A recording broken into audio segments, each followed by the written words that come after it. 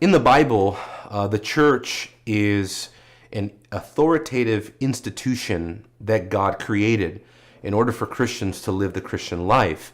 Now, obviously, in our culture, we really don't like authority. There's really, in a postmodern culture like ours, where everybody sort of just makes up the rules on their own, everybody does what's right in their own eyes. There is a very anti-authoritarian, anti-institutional streak that runs through our culture today. But the Bible teaches the complete opposite. If we take Jesus as our model, Jesus was a man under authority. He understood the will of God. He submitted himself to the authority of his Father. Jesus did what was in keeping with God's law.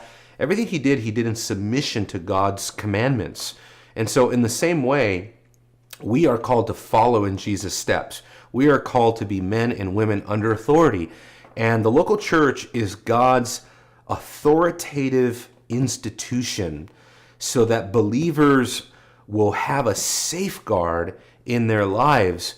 And you know, the authority of the local church is very important because it suggests that we are really accountable in the way that we live. The church has the authority in our lives to speak into our lives, to keep us accountable, to obey the Word of God. The concept of church discipline, which sadly today many churches do not even practice. But church discipline shows us just how serious God takes the authority of the local church.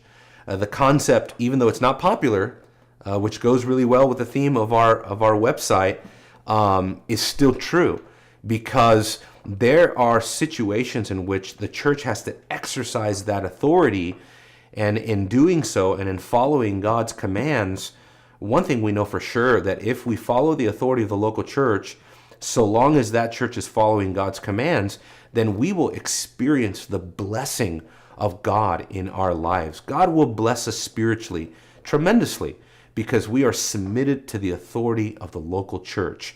God does this for our good, and therefore it may fly in the face of what we have been shown and given examples of in culture, but in the church, the concept of authority is something altogether different.